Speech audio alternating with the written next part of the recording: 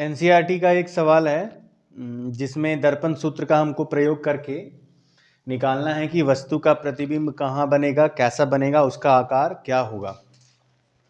ठीक है, एनसीईआरटी की किताब 10वें चैप्टर में 10.3 है ना, शायद 3 या 2 होगा। तो वस्तु की ऊंचाई दी हुई है 4 सेंटीमीटर, फोकस दूरी है 15 सेंटीमीटर और वस्तु की दर्पण से दूरी है 25 सेंटीमीटर। तो वस्तु की दर्पण से दूरी को हम किससे दिखाते हैं? U से। और अब प्रतिबिंब की दर्पण से दूरी को क्या दिखाते हैं? प्रतिबिंब से दर्पण की दूरी को हम दिखाते हैं किससे? V से, जो हमें निकालना है। ठीक है, और फोकस दूरी दिया हुआ है 15 सेंटीमीटर। अब तुम लोग बताओ कि यहाँ पे क्या क्या प्लस लेना है, क्या माइनस लेना है, कैसे लेना है? माइनस लेना है। गुड, क्योंकि यहाँ पर देखो दर्पण को ऐसे बनाया गया है, यानी परावर्तक सतह हमारा बाईं तरफ है, तो हम यहाँ पर F को माइनस ले लेंगे। लेकिन यही दर्पण को अगर हम ऐसे मोड़ देंगे, परावर्तक सतह हमारा उधर चला जाएगा, तब हम F को प्लस ले लेंगे। तो जैसा हम अभी बनाए हैं इसको हम क्या कर देंगे? -15। ठीक है। अच्छा, वस्तु तो इधर ही अब रखना पड़ेगा हमको, क्योंकि परावर्तक सतह हमारा इधर है। तो अब बताओ कि यहाँ पर क्या लेंगे, U प्लस या माइनस? U भी माइनस लेंगे। गुड, U माइनस ले लिए। अच्छा, अब बताओ H प्लस लेंगे कि माइनस लेंगे? वस्तु तो सीधा ही रखेंगे ना, तो इसको हम ले लेते हैं माइनस। प्लस ऊपर है ना, तो प्लस। अच्छा, अब देखो यहां से यहां का दूरी 15 सेंटीमीटर है, तो यानी कि फोकस हमारा 15 सेंटीमीटर है, तो केंद्र हमारा कितना दूरी पर हो जाएगा? 30 पे, यानी डबल पे हो जाएगा। सबसे बड़ी बात यह है, तो जब हमारा डबल पे हो जाएगा मीन्स हमारा ये क्या होगा, और ये कितना है? 25 सेंटीमीटर। तो यहाँ से यहाँ हमारा 30 है और वस्तु रखा है 25 पे, मीन्स यहाँ पर केंद्र और फोकस के बीच आएगा ये, है ना, क्योंकि 15 दूना 30 और ये है 25 पे, तो यानी कि 30 से पहले ही है।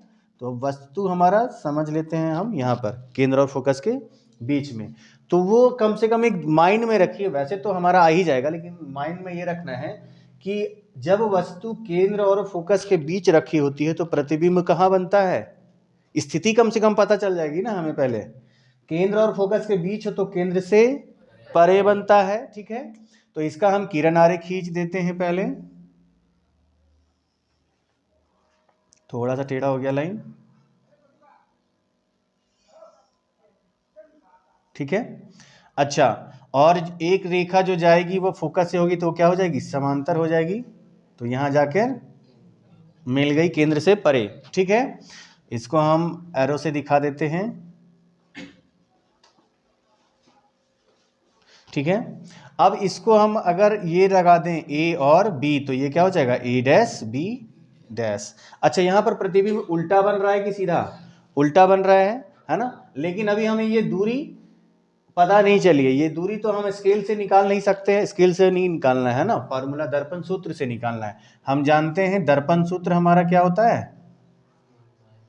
दर्पण सूत्र से 1/v plus 1/u equal to 1/f, है ना। इसका डेरिवेशन जो है वो पहले जब सिलेबस था उसमें पढ़ना था, लेकिन बाद में ये डेरिवेशन हटा दिया गया है। उसमें क्या होता है, यहाँ पे समरूप त्रिभुज यानी सिमिलर ट्रायंगल्स का प्रिंसिपल पे ये निकाला जाता था, लेकिन अब ये हटा दिया है सिलेबस। केवल ये जानना है कि ये फॉर्मूला होता है। तो यहाँ पर v हमें निकालना है और u की जगह हम क्या रख देंगे? -25, और यहाँ पे क्या हो जाएगा? -1/15। ठीक है, तो यहाँ से निकलेगा क्या? 1/v बराबर 1/-15।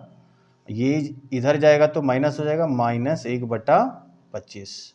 ये माइनस माइनस प्लस हो गया, तो -1/15 प्लस 1/25। निकालो इसको।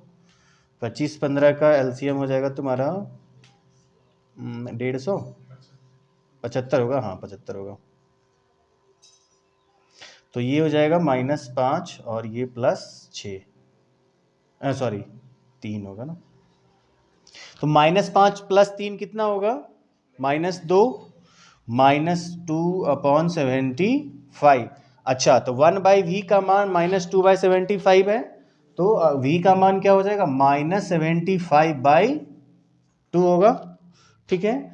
तो इसका मतलब क्या हुआ, इतना सेंटीमीटर मीन्स -37.5 सेंटीमीटर। ये हमारा आया प्रतिबिंब की दूरी। देखो यहाँ पर ऑटोमेटिकली v का मान निगेटिव आ गया, जो जिससे हमें पता चल रहा है क्या कि प्रतिबिंब इधर ही बनेगा, है ना। v का मान ऑटोमेटिकली यहाँ निगेटिव आ गया, इसका मतलब यही ना हुआ कि हमारा प्रतिबिंब भी इधर ही बनेगा। और यही जब फोकस और पोल के बीच रहता तो हमारा v ऑटोमेटिकली प्लस आ जाता, ठीक है। तो इससे पता चला अब हमारा क्या निकला, प्रतिबिंब की दर्पण से दूरी यानी कि v हमारा निकल गया, यानी कि स्थिति निकल गया है। हम जानते हैं कि केंद्र से इसका दूरी कितना था, 30 था, तो यानी कि स्थिति इसका क्या हो जाएगा, केंद्र से परे। 30 से अधिक हो गया ना ये, केंद्र से परे। अब माइनस नहीं देखना है यहाँ पे कि सर ऋणात्मक है तो छोटा हो गया, नहीं, यहाँ पे केवल वैल्यू पे देखिए ना, वैल्यू देखना है यहाँ पे। ये तो चिन्ह परिपाटी में माइनस प्लस लेना है, केंद्र से परे। प्रकृति कैसा होगा, यानी कि इसका ये कैसा होगा, उल्टा होगा और वास्तविक होगा, ठीक है, उल्टा एवं वास्तविक।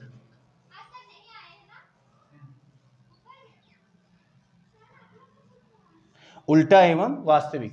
अब देखते हैं आकारता। आकार कैसे निकालेंगे, आकार हम आवर्धन सूत्र से निकालेंगे, ठीक है। तो आवर्धन हम जानते हैं क्या होता है, h डैश बटा h। अच्छा, ये h डैश बराबर क्या होता है, -v बटा u। h डैश हमें निकालना है तो h डैश आएगा -v बटा u इंटू h। -v कितना है 37.5 और u कितना है -25। तो ये माइनस माइनस यहाँ पर प्लस हो गया और h का मान क्या आ गया 4। तो यहाँ पे तुम निकाल सकते हो आप लोग, है ना। ये हो जाएगा -2, ये हो जाएगा 3, ठीक है। ये हो जाएगा -6। माइनस आ रहा है, इसका मतलब क्या हुआ, ये प्रतिबिंब की ऊंचाई, प्रतिबिंब हमारा उल्टा है, इसीलिए तो माइनस आ गया। देखिए यहाँ भी v का माइनस ऑटोमेटिकली नेगेटिव आ गया, मीन्स प्रतिबिंब इधर बन रहा है। यहाँ पर h डैश का माइनस ऑटोमेटिकली नेगेटिव आ गया, मीन्स हमारा प्रतिबिंब उल्टा बनेगा, ठीक है।